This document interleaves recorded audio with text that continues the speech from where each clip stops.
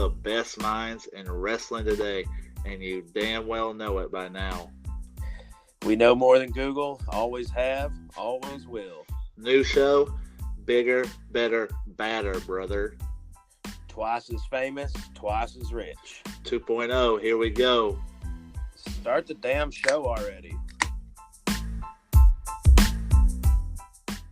What's up, everybody? It's me. It's the JATBB.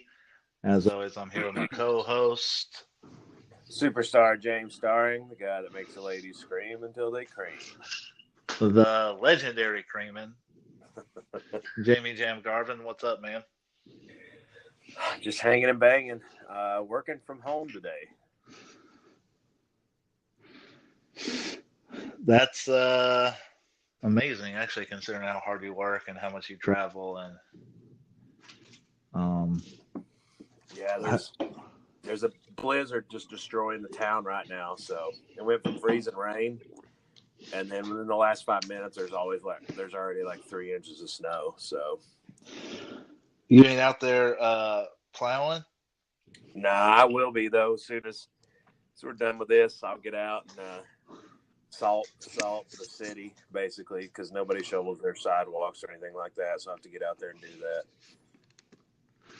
Hell yeah. What kind of beer are we drinking on this blizzard day? Actually not drinking any beer. I'm drinking a tea.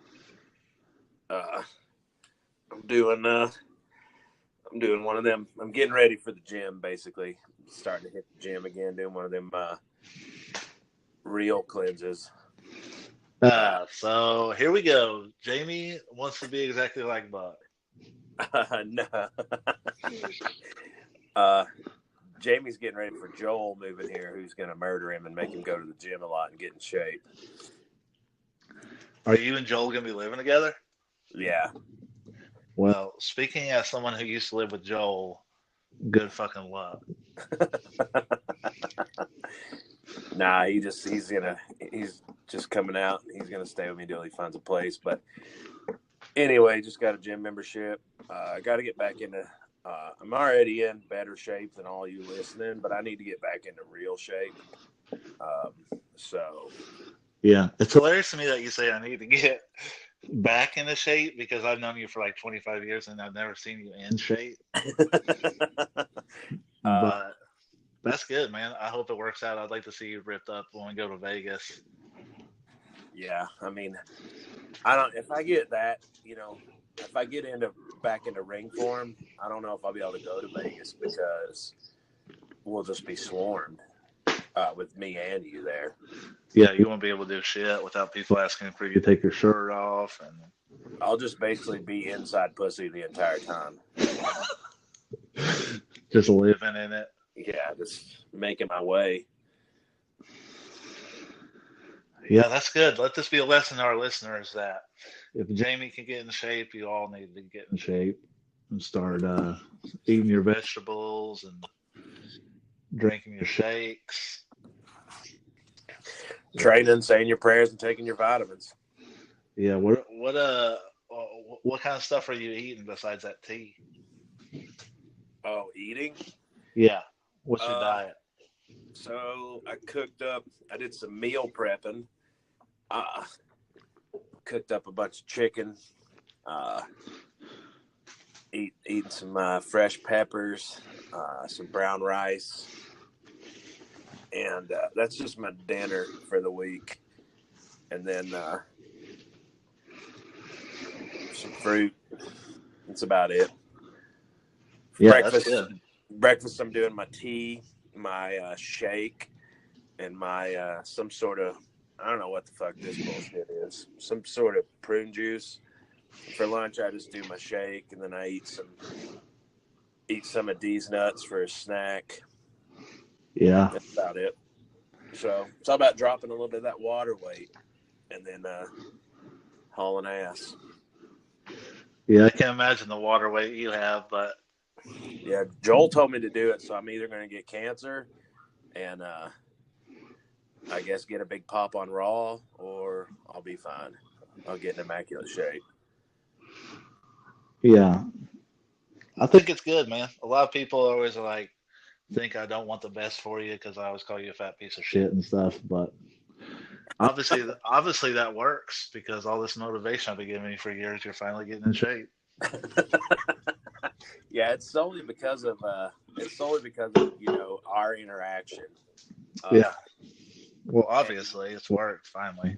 I know I can't get to the neck size, but I've got you on the other sizes of appendages. Doubtful. What do you do? It sounds like you're asphyxiating right now. You're jerking off with a trash bag over your head. No, I wish. Why does it sound like that? I don't know. It just sounds hilarious. Are you just working out I guess you're working out while you're doing the podcast. That's fair. Yeah, I got to work out 24/7.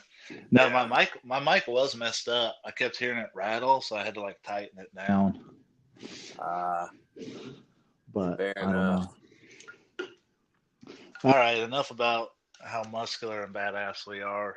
Yeah. Let's we have a lot of news to cover. We're gonna pay some sponsorship because I found out I just lost $1,000. So How did that happen? Well, the story goes, if you don't know me real well, I'm not the best at paying attention at what's going on around me. I don't think I ever have been. But basically, a guy has been taking $10 to $15 from my bank account since October, and I just now noticed. So, I mean, honestly, I have over 90 charges over about probably equaling around $1,100, and I didn't notice for months. Okay, so they took like 1,000th of the money in one of your bank accounts. Exactly. So how are you supposed to notice? It's not even really your fault. Yeah, because it's like I just told Rachel, I was like, listen, when you have this much money, losing $1,000 doesn't mean shit. No. It's like dropping a nickel on the ground. Yeah, and then being like, oh, it rolled under the vending machine. Oh well, I'm not getting that. Yeah, not worth it. Yeah. So I mean, I guess if it was like if all of a sudden you would have been missing $250,000, you would have probably noticed. Yeah, that might have woke me up, but yeah. I mean, I still would have ate. I still would have made it through the week. Yeah, you still would have made it to Double or Nothing. Yeah, but yeah, it's a good reason to pay these bills and do the sponsorship ad, I guess. Yeah, it is. Hey everybody, Roadkill here. Weddings should be memorable, but not for the groom's lack of style. That's why our friends at the Black Tux Design rental suits and tuxedos that you'll love wearing at your wedding. So if you end up getting featured on your list of 23 epic wedding fails for, maybe you overcook your varmint stew, or maybe you overtan your hides, or maybe you didn't bring enough squirrel pelts for the bride's family, at least you'll look good for your close-up. Grooms stress about their weddings across the board. I don't know why. I've never stressed about any of mine. I've been through at least 10. I've made my own tux out of rabbit and squirrel fur. I've used fox pelts. But I'm telling you right now, I encourage you to rent from the Black Tux. It'll make the wedding planning process easy. The worst wedding battle I've ever got into with my spouse was she wanted me to rent a tux, and I wanted lab mice white dress for her, and we got in an argument. But the best part about the Black Tux is that they have an easy online ordering process that brings your suit or tuxedo straight to you. Just pick a style at theblacktux.com and request a free home try-on so you can feel the fit and quality before you commit. And if online isn't your style, then they have showrooms all over the country where you can find your fit and plan your look.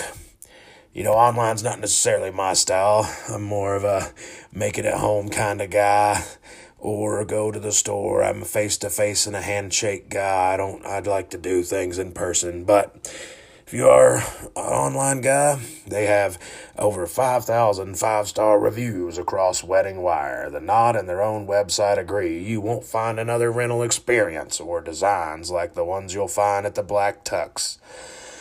Call to action, grooms. If you want your wedding to be remembered for the right reasons, visit theblacktux.com/listen. That's theblacktux.com/listen for $20 off your first purchase. Walk, don't run to theblacktux.com/listen to find a look for you and your crew. Formal wear for the moment. Roadkill here. I recommend it. Personal use, private use. It's not as good as my rabbit pelts, but blacktux.com/listen. First story of the day we want to talk about, obviously, Fastlane. The last pay-per-view before WrestleMania was on Sunday. I didn't watch it. Jamie, I'm assuming you didn't watch it. No, I missed out on Fastlane. I've actually managed to watch 0 Fastlanes. I hate Fastlane. It is one of the worst pay-per-views. I mean, obviously WWE is real bad right now, but usually it's a bad pay-per-view because it's like between Royal Rumble and WrestleMania, no one really gives a shit. No, when Fastlane's on, I usually watch old Sunday Night Heats. That we start on? Yeah, because that's way better than Fastlane. Yeah, but I did read a in-depth report on it, and I mean, even for WWE, this Fastlane was just fucking bonkers. Yeah. Let's see here. Okay, so we're not going to – oh, shit, I just dropped my mic. We're not going to cover everything, but obviously Andrade and Mysterio were supposed to have a one-on-one match, and then for some reason during the pre-show, Carmella was out front of the stadium, like trying to get people to sign this petition for R-Truth to get a rematch, which doesn't make any sense. And then Samoa Joe walks up and signs it, and then says he'll just face R-Truth, Andrade, and Rey Mysterio tonight. And then Samoa Joe has that kind of power, so all of a sudden it's just a 4-way match. Like immediately, the announcers are like, "And that match is on the main show." Wow. Yeah. Ooh. So the crowd went wild, I'm sure. Yeah, I mean, they just pay-per-view numbers went up. Who has more power right now, Samoa Joe or Fit Finlay? I mean, everyone just has power to do whatever the fuck they want. But so yeah, that was interesting. And then Shane turned on Miz after their match. Shane again. I mean, we've discussed it before, but he's gonna die in the ring. Yeah. I saw a couple of videos of his match against the Usos, and he just looks like he's seconds away from a heart attack at all times. Yeah, I mean, how old is he, 50? Yeah, he's close to 50, I think. He's got to be, because Vince is fucking in his 70s. Yeah, I think he's like, I want to say like 48, but I'm not sure. Yeah. But yeah, so they lost to the Usos, and then Shane beat the shit out of the Miz in front of the Miz's dad. Obviously setting up a WrestleMania match. With Shane and Miz's dad? I wish. Would you rather see Shane and Miz's dad or Shane versus Kane? I'd rather see Shane and Miz's dad. Miz's dad is actually hilarious. Yeah, he is. But I just don't know how I feel. So Shane's 49. I just looked it up. I don't know how I feel about Shane versus Miz at WrestleMania. But I mean, Miz can carry him. He's top 3 guy in the company. So yeah, but man, he's just so weird. At this 49 years old, he can barely move.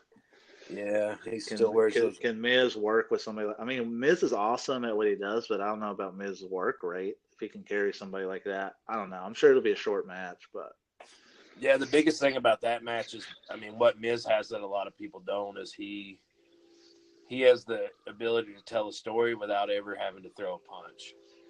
Yeah, so he can do tons of stuff in that match that'll put Shane over, help sell Shane, and without Shane having to do a lot of work. So it'll be a lot of acting, basically. Yeah, that makes sense. So also, and maybe one of the weirdest things I've ever seen on a WWE pay-per-view. So the New Day's hanging out. This was on the pre-show, I believe. The New Day's hanging out. Someone comes up and goes, "Hey, Vince wants to talk to you." So Kofi goes, "Okay." So then they have all these matches. New Day wrestles Nakamura and Rusev in a nothing match. They have this mismatch. Then it goes to the back. Kofi's just standing outside of Vince's office. Oh, he's been waiting that whole time. Yeah, for like an hour. Vince is a busy man. And so Xavier Woods goes, "What's up, man?" And he's like, "I don't know. I'm just waiting." And they're like, "Fuck that." And they just walk in, which Kofi should have done an hour ago. And then Vince goes, "Oh, I've been waiting on you." That's the first thing he says. He goes, "I've been thinking about it. You do deserve a championship match. I'm adding you to the championship match tonight, and that match is next." So New Day's all excited. Kofi goes to the ring. The ring announcer goes, "This isn't a WWE championship match. It's a handicap match." And the bar comes out and literally just beat the shit out of Kofi and then pin Kofi. Which is hilarious. It's hilarious, but like, what is the point of that? I think the point is to like make everybody mad and to tease everybody with Kofi, and then they'll finally give Kofi his match, and the crowd will go wild. It's that Daniel Bryan moment. Yeah, they're trying to copy the Daniel Bryan thing, but oh man, it's so fucking stupid. And then on SmackDown, Vince McMahon's like, "I don't know why Kofi thought he had a match. He must have heard me wrong." Motherfucker, we got you on video saying it. Like the whole thing is just so, I don't know. They think everyone who watches WWE has Down syndrome and just is gonna miss this shit. But so nothing but John Cena fans.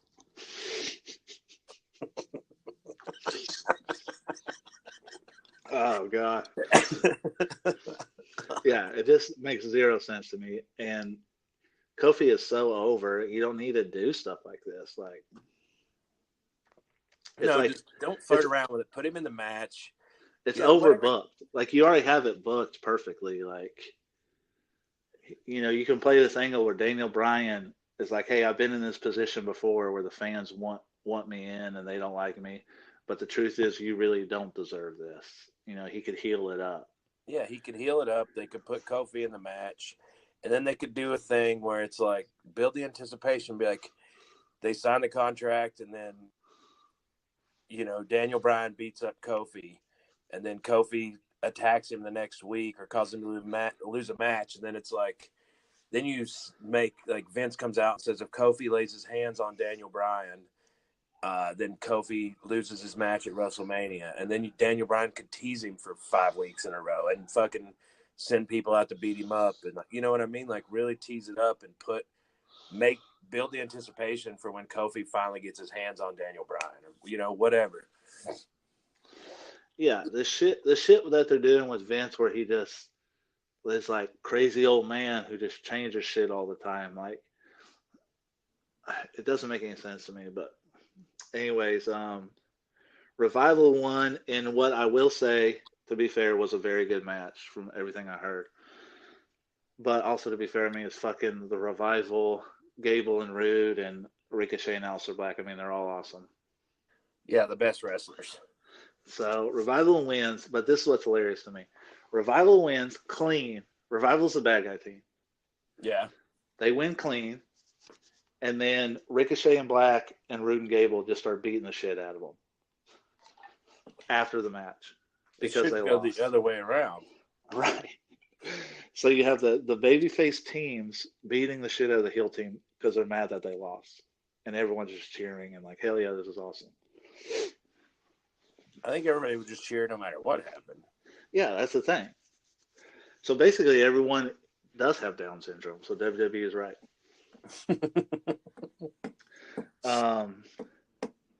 What else happened here that was weird as shit? Oh,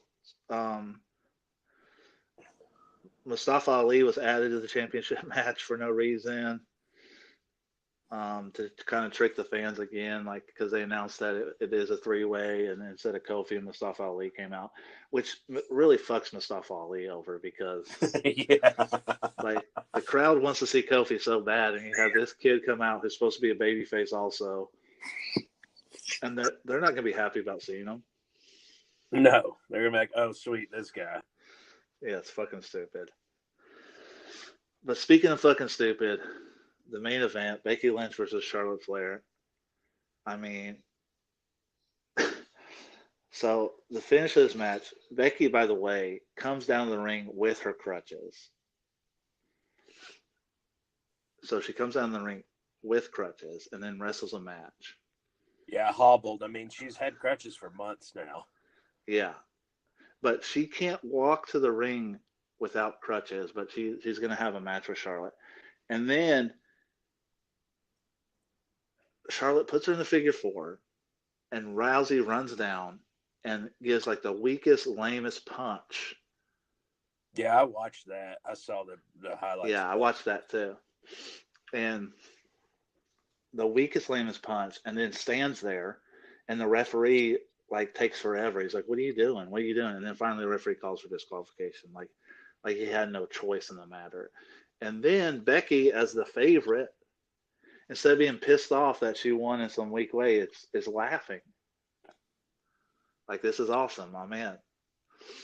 Which makes no sense because her tie, like, that ruined, like, I don't know. You can't win like that. No, if she's supposed to be like Stone Cold Steve Austin wouldn't just be fucking happy with that. No. He would beat everybody's ass. He would have turned around and stunned Ronda Rousey immediately. Right. So it was the weirdest angle, and man, Rousey is so terrible. A couple months ago, like Becky Lynch was so over, which she still is to be fair, but the way they've treated, you want to talk about overbooked, this angle has been insane. You track it just from Royal Rumble. So at Royal Rumble, Becky loses clean to Asuka. First of all, everyone forgot about that. Loses clean to Asuka, yeah. So she got a title shot, lost. Comes out later in the night, says, "I deserve to be in the Rumble." Why? Why do you deserve to be in the Rumble? You just lost the title shot. Yeah. They put her in. She gets hurt during the Rumble.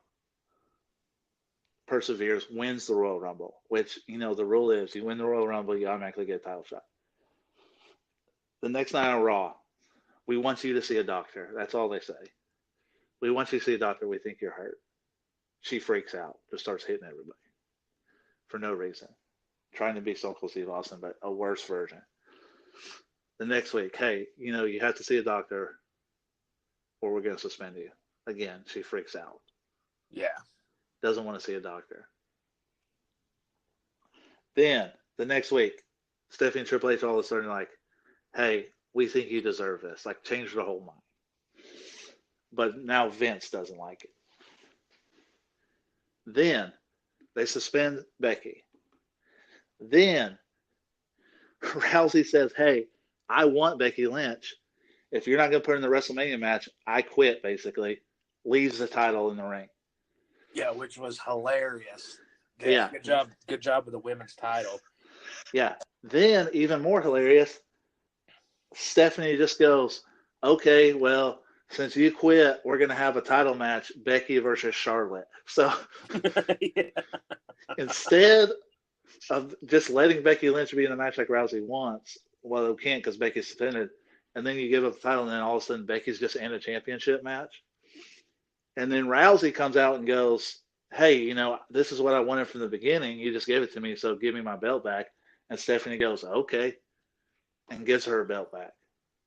And now we don't have a championship match, but now this match is for Becky to get into the championship match, which she already earned with the Royal Rumble. I mean, how crazy does it sound? It doesn't make any sense. And then to earn her match, Rousey comes out and causes a disqualification on purpose. Like, it is so overbooked. So overbooked. This is WCW stuff. This is Vince Russo stuff. I don't even know what this is like. I mean, this is 2015 TNA. I mean, it's literally insane. I feel bad for Becky Lynch because she's like the most over person in the company, and they're just fucking her over to the point where, like, by the time WrestleMania comes along, there's gonna be a lot of people who just don't give a shit about this. No, I stopped giving a shit because I don't know what's going on. And let me say this: Ronda Rousey is terrible. Unless she can practice what she's gonna do 1,000 times for a week long, which, to be fair, for the WrestleMania match, they're gonna practice that over and over. They're gonna make sure it's good. But Rousey is awful, man. She is awful. But I mean, that just shows you, like, her being, honestly, think about it. How many people just pick it up and do well? Like, you know, most of these guys are trained for years and years before they're put in the spotlight. Most of these chicks, dudes, they're all trained forever. Rousey being a great athlete, one of the best athletes on the planet, as far as, you know, MMA goes, winning, doing her stuff, immediately putting her in her spotlight. That just shows how hard it is to actually be a pro wrestler. Like, you can't just put people in the spotlight. Like, she needed 2 years of training before she ever even came up to the main roster, and she didn't get that. So granted, I'm not going to shit on her for being awful that much, just because, like, I never expected her to be good. I mean, yeah, it takes a long time to learn rhythm and how to work a crowd and stuff like that. So maybe I'm being a little unfair, but Well, I mean, every time I've watched her, it looks so over rehearsed, and I mean, fake is such a weird word to use when we talk about wrestling, but it looks so fake. Yeah, it's pretty bad, but I mean, you know, it's hard, man. Like, I don't know. I'm going to try to just give her the benefit of the doubt, because anybody who they've ever just pushed up has been terrible anyway. You know, like, without, like, Goldberg. Goldberg needed 2 more years of training before he could ever do anything. And maybe he just wasn't cut out for him anyway, but, like, just a lot of people. We got even Ken Shamrock. Like, I know he came in, but he still had tons of training before that. Like, they didn't just bring him straight from the UFC to wrestle a match. Yeah.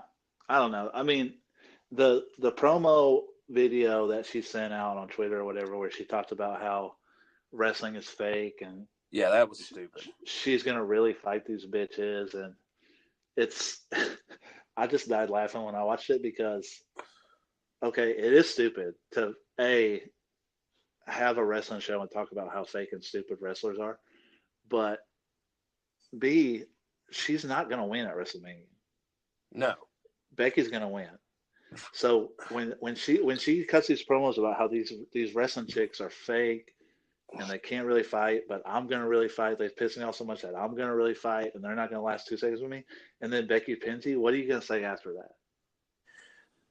Yeah,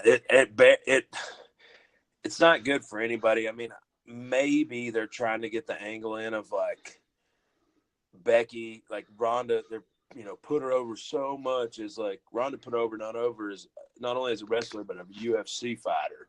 So they're making Becky, like, into this person who can beat UFC fighters, which isn't believable at all.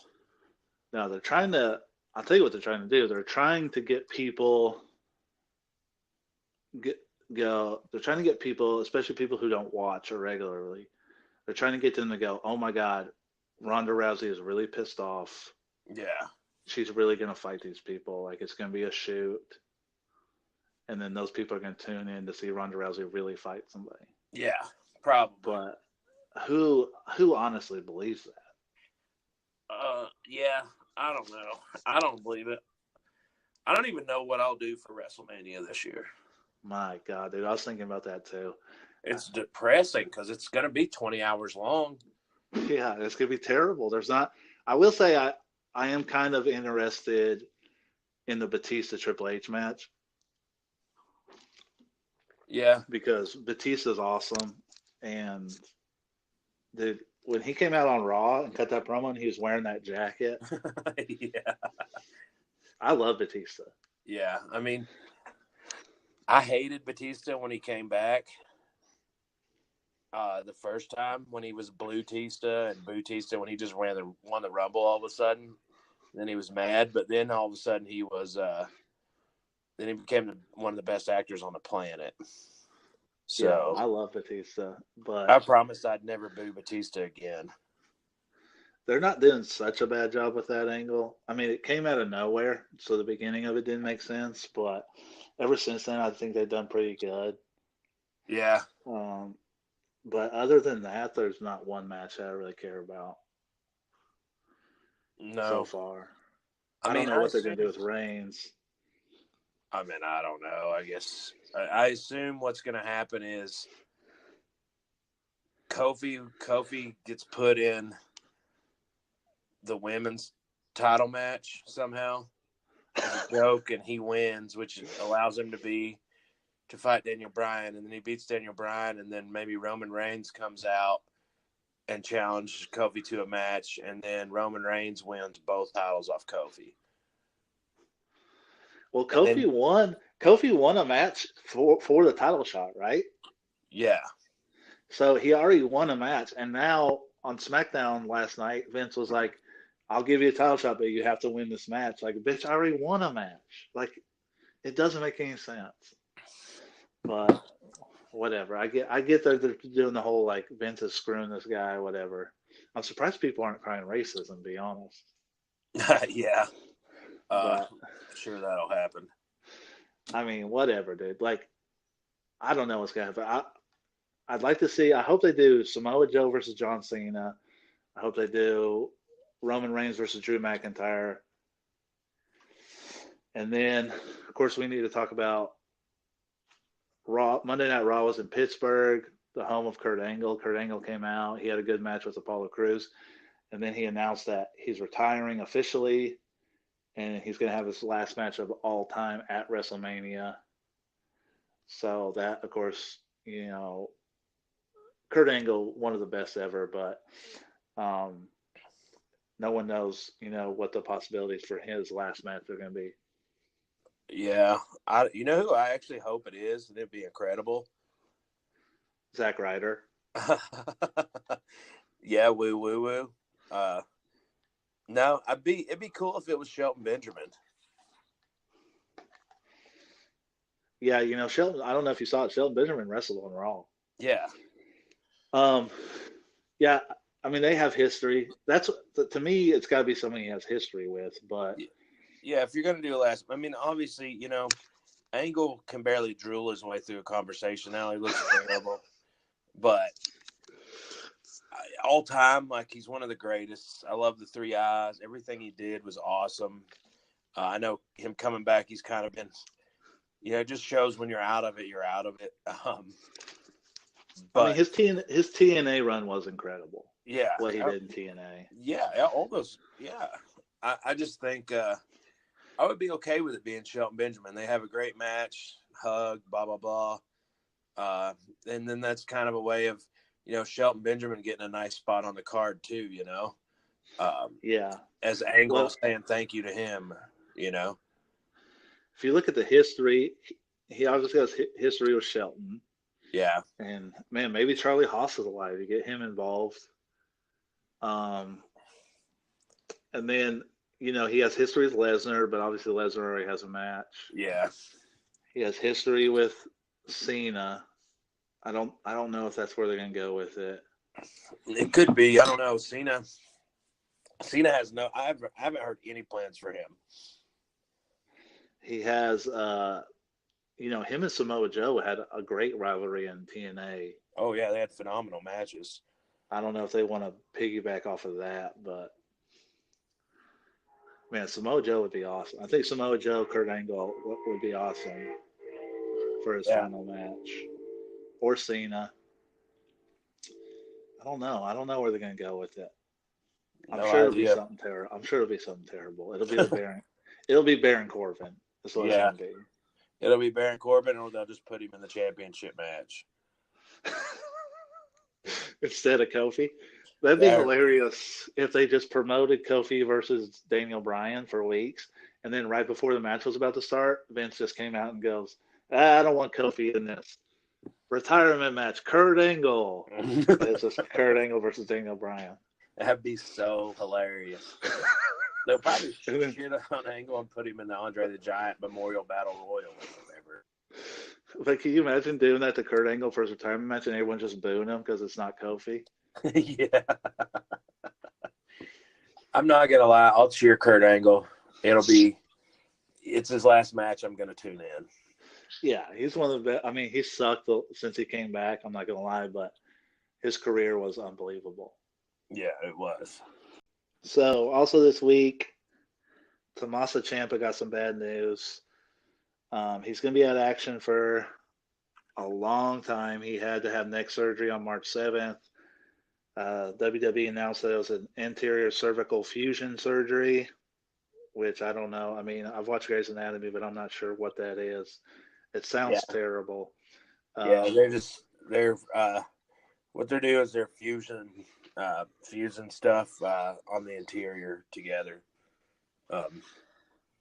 Medical expert.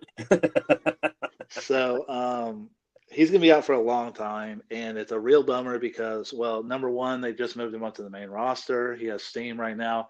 Number two, he was supposed to have a blow-off for like a 2-year feud with Gargano at TakeOver New York. Which was a phenomenal feud. Yeah, he was actually he's been hurt for a while, and he's going to tough it out until after WrestleMania weekend. That way he could, do this thing with Gargano. But I guess something happened, and they're like, no, you need the surgery right now. So it's a real bummer. And basically NXT only has one more taping before that takeover, and they just have to change everything. So really sucks. And also with Ciampa being out maybe 6 months to a year, who knows how he's going to come back from that. Well, and you never know how people come. Yeah, you never know how people come back from those type of like fusion surgeries. Like, it's just how old is he? Oh God, I'd have to look it up. I mean, he's been wrestling forever. Yeah, he's got to be older. Like, he's got to be in his mid-30s. Or that would be my guess. But like, when you're getting that age, man, like, you got to start thinking, is it, depending on his recovery and what happens, like, is it? Well, he's 33. 33. So I was exactly right. Mid-30s. Is he going to be like one fucked up move away from being draws? You know what I mean? Yeah, well, he wrestles a really hard style, especially when he was in like Ring of Honor and stuff. Yeah, and he does. It's gonna fuck your neck up, and it's sad because he finally kind of reached. He's been wrestling for a long time. He's reached a certain. I mean, if you watch him in NXT, his ring psychology and his heel work is just tremendous. He's great. Yeah, he's very good. They moved him to the main roster, and he's 5'11", and now he's going to be out for a year. People aren't going to know, like, gone, forgotten kind of thing. So, when he's ready to come back 8 months from now, Vince is going to look at this 5'11" guy who no one's talked about in months and be like, all right, put him on 205 Live. Yeah. You know what I mean? It just really sucks for him. Yeah, it's a shame. It's a bummer. So that leads to the question, what's the best strategy to replace that Gargano Ciampa match? Should they do a tournament? Should they do I heard people say that, one of those ladder matches like they had last year for the title with like 6 people. What's the best way to handle that in your opinion? I mean, it sucks because you're taking a one-on-one match and you're going to put like not to mention a one-on-one match, but a one-on-one match that's been building for like 2 years. Yeah. I don't know. I mean, you can't I think you just got to do a ladder match or like just some sort of gimmick match for the championship. And I don't know, 5 people, 4 people, or just whatever. I mean, because there's a couple people, I don't know, who do you see them putting in there? Like, if they would do that. Well, I think you keep Gargano in it. So you have to. You have Gargano. I think Adam Cole. Yeah. You can do. I think the plan right now is to do Velveteen Dream versus Matt Riddle for that North American title, so they're out. Yeah. Man, they got a lot of people down there. You could put Keith Lee in there. You could put who else? Do they move like Aleister Black? And do they put like Aleister Black and Ricochet in there just to like make it a super highlight match? Yeah, that's the thing too, because they move those guys up so quick. I don't know what their plans are for WrestleMania weekend, so. I don't either, but either way, they can wrestle. You bring them down to NXT, you put them in that match just so you get a shock and awe. You get a lot of viewers. You have Gargano walk out of the match, and then you just start over with a brand new feud from there. No, I agree. Have you talked to Roadkill? Have they contacted him about maybe doing something?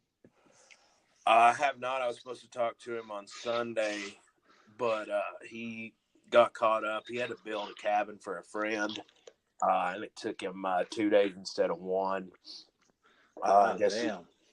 Yeah. The guy wanted a full basement, so he dug a full basement.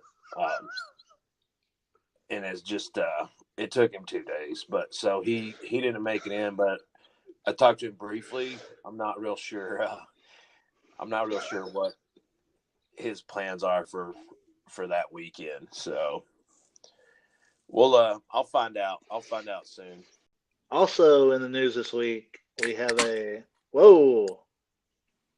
we cracking beers? Cleanse is over. I dropped 30 pounds. Boom. Just like that, huh? Yeah, 15-minute cleanse. It's when you do it right, it really works. They really work. 30 pounds in 15 minutes. You should write a book.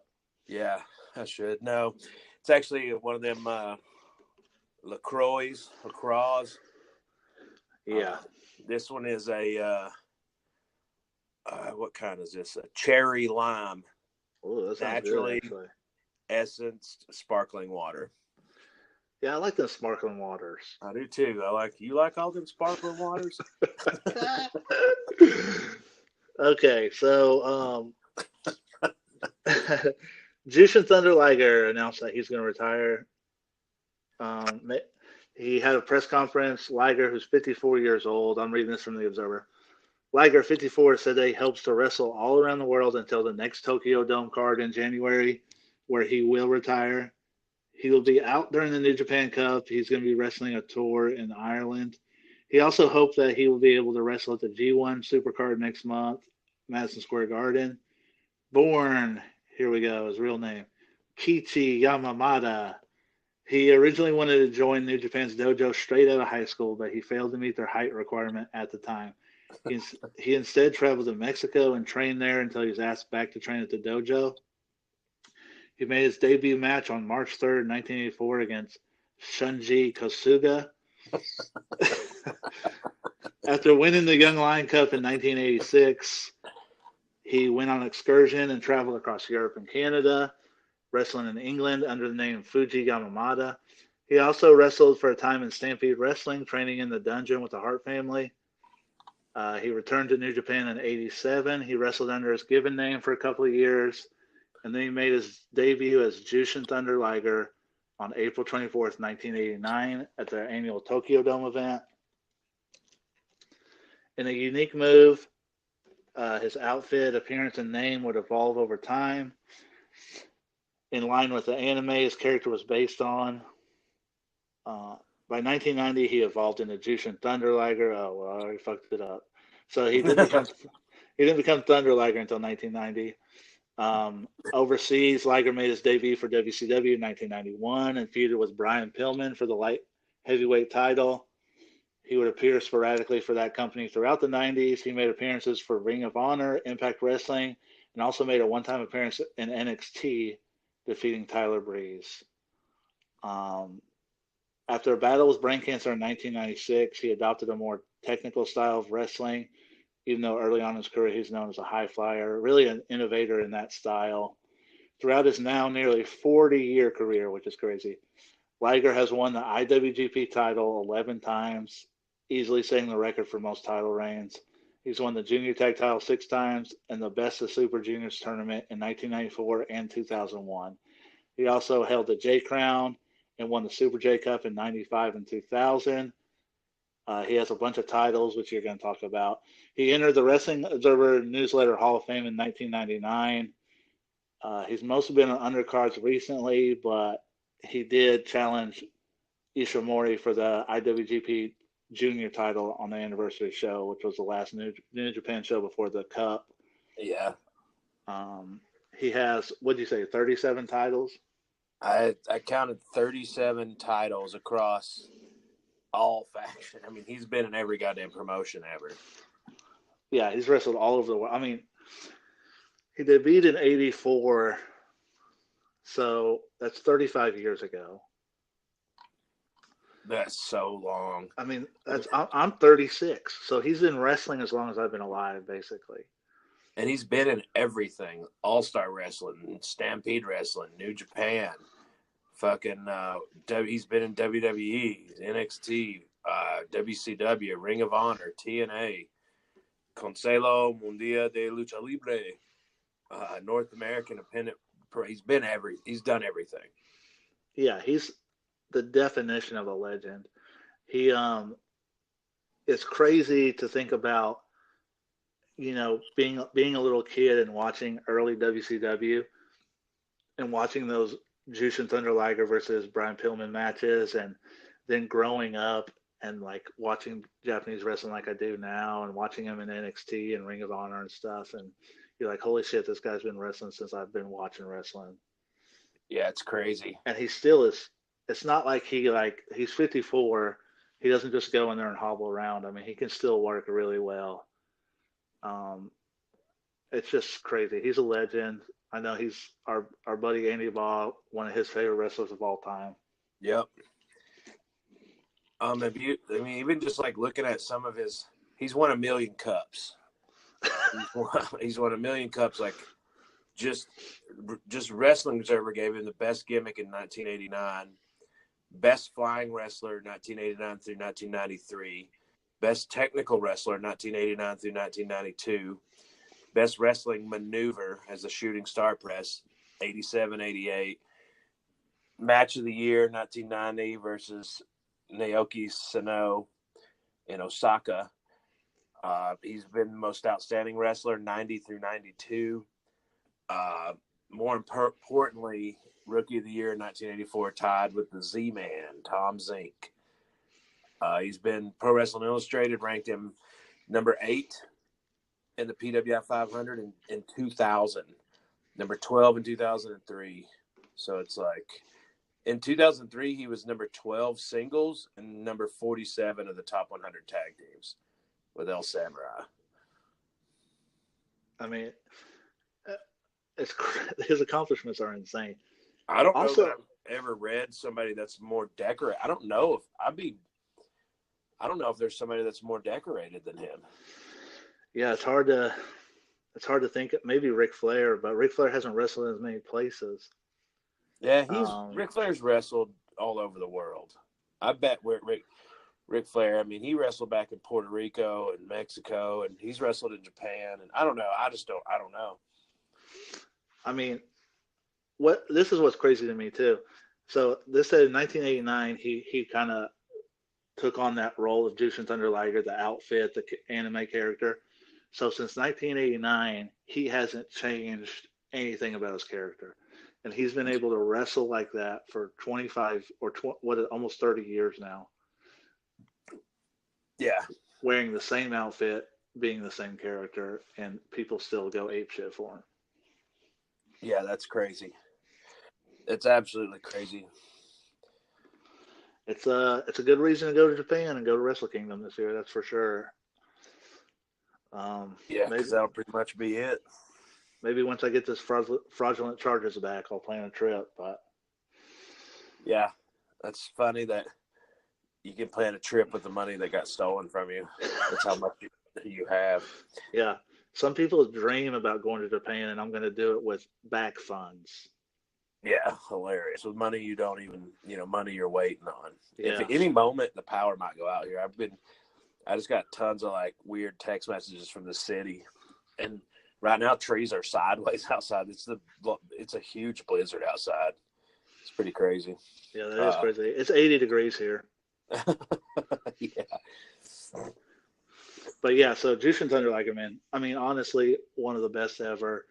No one, you're not going to see this ever again. A 40-year career doing the same thing, being super over. Um, it's just crazy, man. Congratulations to him, and it'll be interesting to see how he finishes out with the Madison Square Garden show and then the Tokyo Jump show. How they're going to work that, but congratulations. Yeah. One of the greatest wrestling careers of all time. Oh yeah, for sure. And also, side note, the New Japan Cup is going on right now, and they've had some awesome matches so far.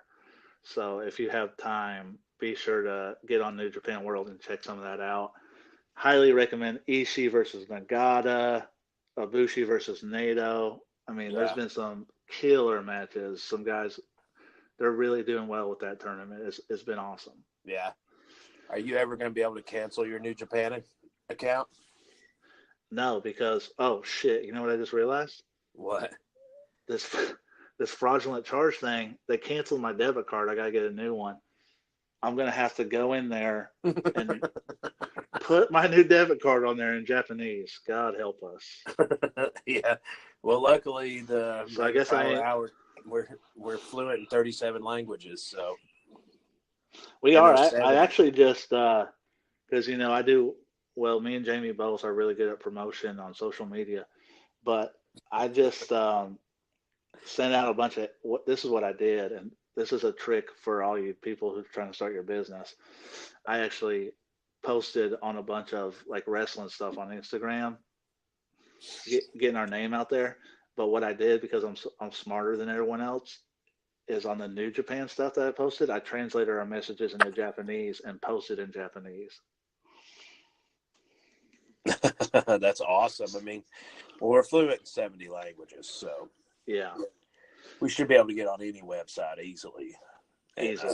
Type their language, yeah.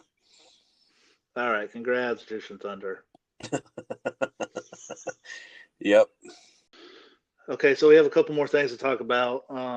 Jamie just lost power in his house. It's a blizzard over there, so we're gonna try to get through this. Yep. Hopefully the audio keeps up. But we want to talk about another Hall of Fame announcement for WWE's WrestleMania weekend. Of course, we didn't discuss Tori Wilson's career, but it's real simple. She was really hot, and she did Playboy, so they're putting her in. I don't really. Yeah, she won 0 titles in her life, and she bra and panties, and whatever. Good for her for having good genetics. But they also announced Harlem Heat. Booker T and Stevie Ray will be inducted in the Hall of Fame. Booker T will be a 2-time Hall of Famer along with Shawn Michaels and Ric Flair, which is hilarious. Only 3 people who would be 2-time Hall of Famers. Stevie Ray told USA Today that he was speechless. The last thing he's thinking about was the Hall of Fame. He's got fans who hit him up all the time saying Harlem Heat should be in the Hall of Fame, but he never thought it would happen. Booker T said he was surprised. His brother never wrestled in WWE, or they never did as a tag team. So to be in the Hall of Fame, he couldn't believe it. But our career in WCW was awesome. They competed against a lot of great tag teams back in the day. The Nasty Boys, the Steiners, the Road Warriors, Public Enemy. They were 10-time WCW Tag Team Champions. So, yeah. What are your thoughts on that? I'm fine with it, man. WWE's kind of taking on the role where they're bringing people in the Hall of Fame. It's just something for them to, it's more things for them to do, people to see, and blah blah blah. But like, everybody's making a little too big a deal about being upset over it or being mad that Booker T's in twice. Like, they're getting inducted as a tag team. It's not like Stevie Ray's getting inducted as a singles wrestler when he was television champion, the only other title he ever won. But like, Harlem Heat was a phenomenal tag team. I mean, Sensational Sherry and Colonel Parker. They had a lot of stuff going on in WCW. They won 10 tag titles. That's, a lot of tag teams haven't done that. Like, you can be upset if it was Doug Furnas and Phil LaFon, or the Highlanders or Crime Time. It's not like we're inducting somebody stupid in. They're Hall of Famers. They deserve it, regardless of what Hall of Fame they're in. And Booker T, I believe he's a Hall of Famer as a singles wrestler, and I believe he was a Hall of Famer as a tag team. So I'm fine with that. Yeah, I mean, it's tough because the Hall of Fame is going to get this kind of scrutiny because of the way they do it. But to say that Harlem Heat doesn't deserve it isn't really fair. I mean, No. they were great. They were awesome. They were 10-time champions. They had a great run in WCW. I mean, they were awesome. I loved Harlem Heat back in the day. Their theme music was incredible. Yeah, it was awesome. Everything about him was great. Yeah, and so the problem that you come across is there's a lot of great tag teams who aren't in. Like if you had all the great tag teams in the Hall of Fame and the best team left was Harlem Heat, then no one would say anything. Yeah. But because WWE does everything so scatterbrained and so crazy, then you get people who are going to be pissed off about this. But Stevie Ray was not phenomenal on his own, but the tag team Harlem Heat was incredible. It is hilarious that Booker T's joining that elite class with Ric Flair and Shawn Michaels, but what are you going to do? I mean. Yeah, I just don't look at it that way. It's like, well, because the WWE Hall of Fame isn't really elite, I guess. Well, right. I mean, it could be if they did it right. Like, why don't they just do hey, here's a singles wrestler, and here's the singles wing, here's the tag team wing. Like, if they induct them into different wings and make it clear that it's like, not make a big deal about him being a 2-time Hall of Famer. He's just a Hall of Famer as a singles wrestler, and then he's a Hall of Famer as a tag team, which, that makes the argument. Some guys can be Hall of Famer as a stable. Like, you can be in the Hall of Fame as many times as whatever. You're just getting inducted for what you did. I don't know. It's annoying. It's getting a little crazy, but I mean, I do think they deserve it because they were an awesome tag team. I wish they would put Sherry in with them, but I think that would make her a 2-time also. So yeah, it would. I don't know. It's the WWE Hall of Fame stuff is getting so crazy. It's almost hard to even talk about. Yeah, there's a lot going on with it. But I don't know. Whatever. Good for Stevie Ray. He hung out with Big T. They had fanny packs with slapjacks in them. That was badass. Man, I hope they wear fanny packs at the induction ceremony. I sure do. I hope so. They were great. So who do you think inducts them? Shit, I don't know. Colonel Parker? Yeah, that's what I was going to say. Yeah. Colonel Parker actually works in MLW. He's a manager for a tag team there. Shit, I don't know. I don't know either. Booker T's wife. I don't know. Do people like Booker T? I don't know. I don't know what they. I mean, people liked him for a long time. I don't think people like Stevie Ray. Yeah, who knows who's going to induct them? But man, it's so hard to even. The Hall of Fame is so fucked. It's so hard to even talk about now. But I don't want to take away from Harlem Heat because they were awesome. So congratulations. Yep, congratulations, Harlem Heat. Before we get into some rest in pieces, real quick, I want to mention Chris Jericho's doing a second cruise. It's going to be in January, and he's announced that Vicky Guerrero, Diamond Dallas Page, Jake the Snake Roberts, Kevin Nash, Scott Hall, Sean Waltman are all already going to be on the cruise. So if that's something you were thinking about doing, those are some cool people to hang out with on a cruise ship for a weekend for sure. Easily. Should be a lot of fun. We'll probably be podcasting live from it. Probably have some of those people as guests. So yeah, I'd love to go on the Jericho Cruise. It sounds like a lot of fun. The problem is being stuck with 1,000 people who love wrestling and heavy metal music. aren't exactly my favorite kind of people, but Yeah. whatever. All right, so we're gonna wrap up today's show. I think we're running a little long, but we had a lot to cover. Jamie's got to make sure he stays alive. I guess segue, terrible segue, but before we end the show, there were some people that we lost this week in the world of professional wrestling. It seems like we're doing this every week.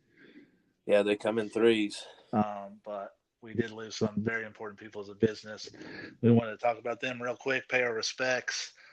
I'm going to start here with Dick Beyer, probably the single biggest non-Mexican mass wrestler in pro wrestling history. Yep. As a sensational, intelligent destroyer, Dr. X passed away at the age of 88. In Japan, in particular, the Destroyer was legendary for having beaten Rikidozan, if that's how you say it, who he was good friends with in real life, but they had a huge feud. Shortly before Rikidozan's death, they had a live 61-minute match, and it drew a 64 rating on national or on NTV. At the time, it was the most watched television show ever in Japan. And aside from one night of the 64 Olympics, it was number 2 for decades. So the biggest thing ever over there. That feud made Beyer a star. He lived in Japan for 6 years during the 70s. He had a featured role on a network comedy television show that was at one point was the most popular show in Japan. He also wrestled regularly for All Japan, regular teaming with Giant Baba. He feuded with Abdullah the Butcher and Mil Mascaras. His love for Japan was huge. He was such a big star over there. He was a star college athlete at Syracuse University. He was a starter in the 1953 Orange Bowl. He was on the wrestling team. During the 60s, the Destroyer and Ray Stevens were often talked about as the 2 best in-ring wrestlers of that time. Yep. Beyer was a journeyman wrestler who traveled all over. He worked in Hawaii, and that's where Classy Freddie Blassie discovered him and brought him to California to make him a top star in the United States. It was.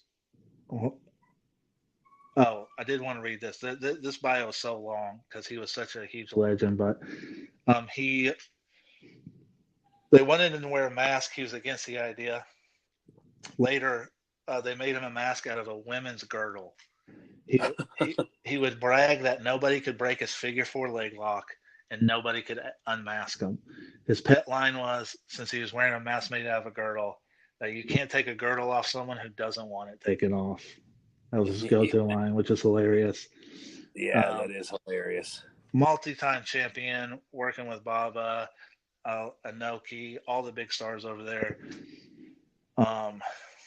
He briefly worked in AWA with Vern Gagne.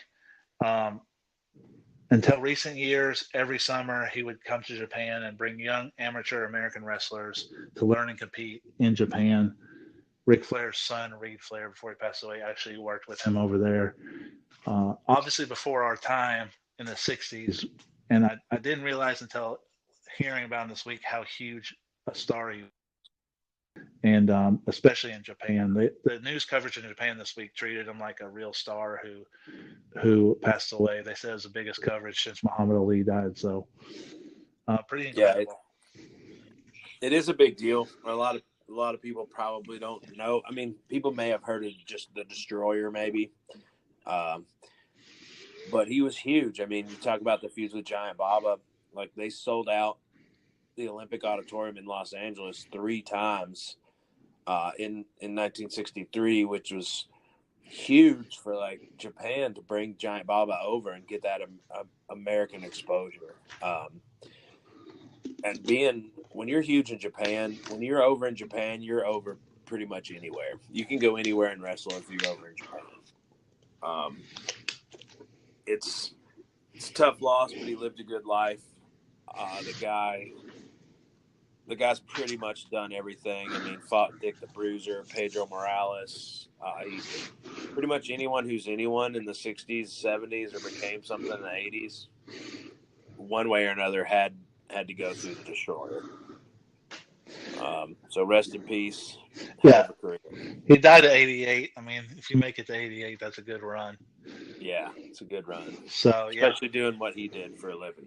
Obviously a legend in the business, a legend in Japan. So rest in peace. Thanks for the memories, as we always say. Also, we lost this week. A lot of people our age will probably remember this guy, Christopher Pallies. Is that how you say his last name? Pallies, yeah, sure. Best known as, we are terrible with names, or I am. But he's best known as King Kong Bundy. King Kong Bundy passed away at the age of 61. Started his career in 1981. He later relocated to Texas, where he adopted the moniker King Kong Bundy. He faced Fritz von Erich in Fritz's retirement match at Texas Stadium in 1982. He'd go to Mid-South, where he adopted his famous gimmick of demanding that 5 count instead of a 3 count to win. He joined WWE in 85, given a monster push right away. His most memorable match, probably in his whole career, was against Hulk Hogan in a steel cage at WrestleMania 2, the main event. He also came back to WWE in 1994. He joined Ted DiBiase's $1 Million Corporation, which was a big stable at the time. He worked Undertaker at WrestleMania. He also had some acting roles. He was in a Richard Pryor movie in 1988, and he also played the brother of Peggy Bundy on Married with Children. I know you have some other stuff on Bundy. Yeah, Bundy was awesome. I mean, he was he was in the Heenan family. He was in $1 Million Inc. If you go back and watch WrestleMania 11, like $1 Million Incorporated dominated that. I mean, they didn't dominate it wins-wise, but they were all over that pay-per-view. But he was Bundy, like you were talking about, going with the Von Erichs. They had him cut his hair because his hair, his long hair, he didn't look as mean. They wanted him to look like this monster. He was trained by Larry Sharp, who, I don't know if you're familiar. I mean, you are, but the people listening, Larry Sharp helped start the Monster Factory with Nature Boy Buddy Rogers. So Bundy was one of the original guys that were trained at the Monster Factory. I mean, the Monster Factory has guys like Tony Atlas, Big Show, Bam Bam Bigelow, D'Lo Brown, Chris Candido, the Headbangers. I know Ben's a big fan of the Headbangers. Balls Mahoney, the Pitbulls, Raven, Sheamus, Tatanka, Virgil, who Virgil has the 3 M's, man, soft, mind, and money. And, he trained the Godfather too. So Bundy came from like a guy who knew what the fuck was going on. So Bundy, he was a great heel. He could really use that, like, I'm going to grab a hold of you and crush you. Even though he was only 6'4", usually you think you're like giants and monsters would get up to, they would be a little taller than that. But at 450 pounds, he definitely made it last. Made a big last on the wrestling business. And in WCCW, he wore one of my favorite things when he wore blue jeans with a rope belt, because they were trying to show how big he was. They had to tie his pants up with a rope, like he couldn't wear a regular belt. AWA, NWA, Mid-South, Memphis, WWE, WWF, or whatever. But his 5-second rule was awesome. If you ever get a chance you can find some of that stuff on YouTube. Like, instead of getting a 3 count, he made the ref count to 5 because he believed that it was unfair. Because nobody could kick out of a 3 count when he pinned him. Once he did his famous move, the avalanche, crushing him into the turnbuckle, he believed that it was fair to give him a 5 count. And that's an awesome fucking gimmick in the 80s. I think that gimmick would be awesome anywhere. He had tons of, teamed up with Big John Studd, had tons of great matches with the Machines and Andre the Giant. Just a good career, man. Doesn't seem like, for the WWF fans, he was just around here and there, but to main event against Hogan, he followed up WrestleMania 1, so that was a good deal. Yeah, he had some really good runs. Facing Fritz von Erich in Fritz's retirement match, that's huge. Yeah. To, headline WrestleMania against Hulk Hogan, how many people get to say that? Not many. I do vividly remember his 5 count gimmick, and it is one of the best gimmicks of all time, especially for a big monster to say that I'm going to beat somebody in 5 seconds and not 3. It's amazing. Definitely my favorite thing that he's ever done. He's one of those guys who was like, he was always around. Growing up, you know who King Kong Bundy is right away, and he had an awesome career. So rest in peace. Thank you for the memories. I have a lot of memories of King Kong Bundy. So yeah, rest in peace, King Kong Bundy. Also, another loss we had this week. I'm gonna mess this name up. I apologize. Yasuke Wally Yamaguchi. He's known as Wally. He was a former WWF manager of Kaientai, but he was also a major figure in the Japanese pro wrestling business. He passed away at age 60. He suffered a serious stroke in 2017 and kind of had medical issues ever since. He grew up as one of the leaders of the Mil Mascaras fan club, was a huge fan of Mil Mascaras growing up. He ended up being a major player during the heyday of Japanese pro wrestling magazines. He's one of the driving forces behind Gong magazine, which was a huge magazine in the 80s and through the 90s in Japan. Huge circulation at the time. He also had a hand in starting FMW, which was a big promotion in Japan in the 90s. Yeah. He's a key figure in the early career of Gato, who's now the booker for New Japan. He helped Gato get started. In the 80s, he was very close with the Baba family in All Japan Pro Wrestling. So he worked a lot with Baba. He had a ring at his house that many young wrestlers trained at. So he helped a lot of young guys in Japan get started. He later worked as a liaison for Japan through WWF. He brought in the Kaientai group, which was a stable of young guys from Michinoku Pro Wrestling. He worked there from 98 to 2001. His most memorable role was the Val Venus gimmick, where Val Venus was sleeping with his storyline wife. And of course, I came in the room and he said, "Choppy, choppy, PP." Which I remember well. It was hilarious. He is the older brother of current WWF announcer Shun Yamaguchi. So, a lot of people will know him as a manager of Kaientai, but he's another guy that when you looked at talking about him this week was huge in Japan, a big figure. He brought those guys over. He worked with a lot of young guys. He worked with Baba. A huge wrestling fan who was able to work in wrestling his whole life. I mean, that's the dream, really. So, rest in peace, Yamaguchi. Thank you for Choppy Choppy PP. Yeah, he was, like you said, very important in Japan, very important to the history of Japan pro wrestling. WWF has always kind of used guys from Japan to try to promote their product, cross promote a couple things, and Kaientai with Val Venus. It just makes me miss Val Venus. I'm going to be honest. I love Val Venus. I thought his gimmick was incredible. He was a great wrestler, and his finisher move was called the money shot. But Choppy Choppy PP was it was a big deal. He picked the sword up. Val Venus screamed. Everything went black. That's how most of you guys are going to remember him. But heart goes out to Japan. They lost two big losses. I mean, it's not like, the loss they took in the 40s, but it's two big losses. It's not like the loss they took in the 40s. Yamaguchi also, I found out by listening about his career this week that he was a very close personal friend of Dave Meltzer and actually helped Meltzer early on. Back in the day, there wasn't internet. It was kind of hard to get news from Japan about pro wrestling, and he was a big help to Meltzer to get all that information, and he worked as a liaison through that as well. So he's somebody who, behind the scenes did a lot to help wrestling and promote wrestling, and he just loved it.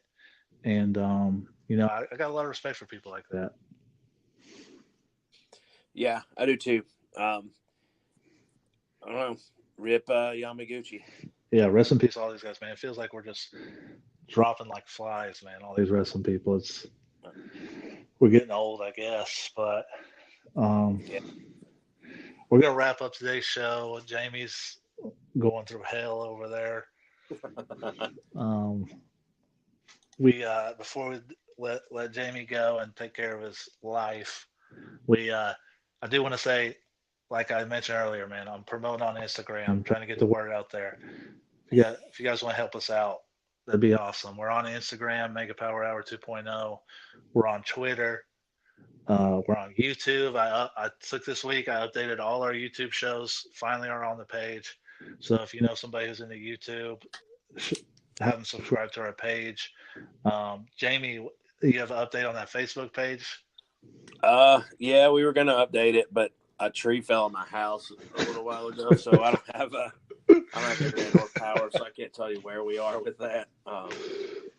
So we'll be fine. Thank God that roadkill's taught me so much. I'm a survivor. I'll make it, and I'll be here with you to cast for many years to come. Well, thank God for that. You can listen to our podcast on Anchor.fm, iTunes, Spotify, Google Music, Stitcher. Basically, anywhere you can listen to a podcast, we're available. Yep. Please check us out. Please tell your friends. I think that's about it. Yep. That's about it. All right. See you guys. Later.